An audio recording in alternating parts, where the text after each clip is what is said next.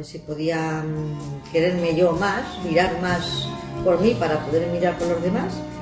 Y la había intentado yo sola, pero uno solo, ya digo yo que no. Lo que más me ha gustado es que todo te hacen ver que puedes, y es que puedes, pero no lo ves si no te lo dicen.